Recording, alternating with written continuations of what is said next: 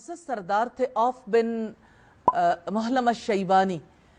انہوں نے اپنی بیٹی کی شادی کے موقع پر انہیں نصیحت کی تھی، اور اسی طرح سے ان کی بیوی نے جن کا نام امامہ تھا، انہوں نے بھی اپنی بیٹی کو نصیحت کی تھی کہ پیاری بیٹی، یہ ضروری معلوم ہو رہا تھا کہ میں آپ کو کچھ نصیحت کروں، کیونکہ آپ پہلے ہی سے اچھے اخلاق اور آداب زندگی سے خوب واقف ہو، اور تمہیں بھی یہ باتیں غیر ضروری محسوس ہوتی ہوں گی کیونکہ ماشاءاللہ تم میں بہت اچھے اوصاف پائے جاتے ہیں. لیکن میں تمہیں یہ وصیت اس لیے کر رہی ہوں کہ غافلوں کے لیے وصیت ایک یاد دہانی کا کام دیتی ہے اور عقل مندوں کے لیے مفید ثابت ہوتی ہے. اپنی بیٹی سے انہوں نے کہا کہ پیاری بیٹی، اگر لڑکی باپ کی دولت کی وجہ سے باپ کی خدمت کے لیے شوہر کے بغیر رکھی جا سکتی تو تم اس قابل تھیں کہ شوہر کے بغیر ماں باپ کے سائے عاطفت میں اپنی زندگی گزار دیتی. لیکن عورتیں مردوں کے لیے پیدا کی گئیں اور مرد عورتوں کے لیے بنائے گئے ہیں. تو میرے جگر کے ٹکڑے، اب تم اس گھر سے رخصت ہو کے جا رہی ہو. وہ گھر جہاں تم نے پرورش پائی، جہاں تم نے پہلی بار پاؤں پاؤں چلنا سیکھا، اب اس گھر سے رخصت ہو رہی ہو. ایک ایسی جگہ جا رہی ہو جو تمہارے لیے اجنبی ہے، ایک ایسے آدمی کی رفاقت میں جس سے تم ابھی تک نامانوس ہو. نکاح کر کے اب وہ تمہارا مالک بن گیا، اس لیے میں آپ کو نصیحت کرتی ہوں کہ اس کی خدمت گزار بن کر رہنا. اگر ایسا کرو گی تو وہ تمہارے لیے خادم بن کر رہے گا. اور میری 10 نصیحتیں ہیں، یہ انمول خزانہ ہے، انہیں پلو سے باندھ لو، یہ آپ کے لیے یاد دہانی کا کام دیں گی. جن میں سے پہلی اور دوسری نصیحت یہ ہے کہ اس کی رفاقت میں قناعت پسند بن کر رہنا، اس کی بات دھیان سے سننا اور اس کی اطاعت کرنا. قناعت تمہیں قلبی سکون دے گی، اور شوہر کی بات توجہ سے سننا کہ اس کی اطاعت اللہ تعالیٰ کی خوشنودی کا سبب بنے گی. اور تیسری اور چوتھی نصیحت یہ ہے کہ تمہارے جسم سے اچھی خوشبو آئے اور تم دیکھنے میں اچھی لگو.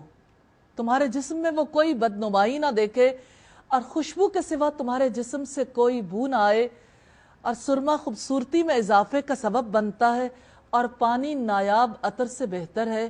یعنی تمہارے جسم سے سمیل کو دور کرنے کے لیے، گندگی کو دور کرنے کے لیے پانی اہم کردار ادا کرے گا.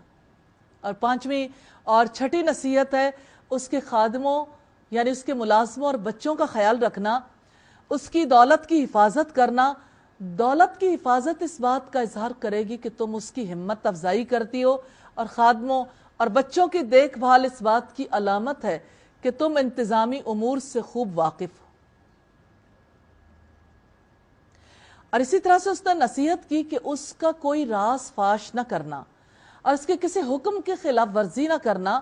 اگر تم نے اس کے کسی راز کو فاش کر دیا تو اس کی بے وفائی سے محفوظ نہیں رہ سکو گی، اور اگر تم اس کا حکم ماننے سے انکار کرو گی تو اس کا دل تمہارے لیے نفرت سے بھر جائے گا. اور بہت پیاری بات جس نے کہی کہ میری پیاری بیٹی، جب وہ پریشان ہو تو اس کے سامنے خوشی کا اظہار نہ کرنا، اور جب وہ خوش ہو تو اس کے سامنے اپنی پریشانی کا اظہار نہ کرنا، رونی صورت بنا کے نہ رکھنا. کیونکہ اگر تم اس کی پریشانی میں خوشی کا اظہار کرو گی تو اس کا مطلب یہ ہوگا کہ تمہیں موقع محل دیکھنے کی کوئی سمجھ نہیں ہے، تمہارے اندر صلاحیت نہیں ہے. اور اگر تم اس کی خوشی پر مغموم رہو گی یا رونی صورت بنا کر رکھو گی تو یہ بات اسے مغموم کر دے گی. اس کے سامنے جتنا ادب و احترام کا مظاہرہ کر سکتی ہو ضرور کرنا، اور اس کے ساتھ جتنا اتفاق رائے کر سکتی ہو ضرور کرنا، تاکہ تم اس سے اور تمہاری صحبت سے وہ لطف اندوز ہو. اور میری بیٹی، خوب یاد رکھنا، جو تم چاہتی ہو اس وقت تک حاصل نہیں کر سکتی جب تک اپنی مرضی پر، اپنی خواہش پر اس کی خواہش کو ترجیح نہ دو، جب تک اپنی خواہش کو اس پر قربان نہ کر دو، اور اس سے قطع نظر نہ کر لو کہ تمہاری پسند اور ناپسند کیا ہے. اللہ تعالیٰ تمہاری حفاظت فرمائے اور تمہارے لیے خیر مقدر فرمائے. پھر وہ اپنے سسرال رخصت ہو کر چلی گئی، اور اعلیٰ اوصاف کی وجہ سے اس کی ازدواجی زندگی کامیاب رہی، اور مدتوں تک اس کی اولاد نے بادشاہت کی.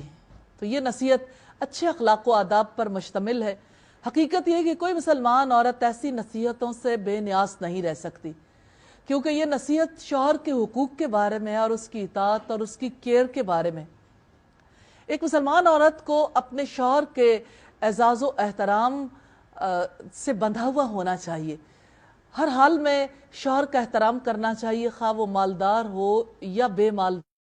عمومی طور پر ایسا ہوتا ہے کہ شوہر مال والا ہو تو لوگ اس کی کیئر کرتے ہیں، اور اگر شوہر کے پاس مال کی کمی ہو تو عورتیں طعنہ دینا شروع کر دیتی اور روٹھ کے میکے بیٹھ جائیں گی کہ میری ضروریات یا میری خواہشات پوری نہیں ہو رہی۔ ایک مومنہ، سچی مومنہ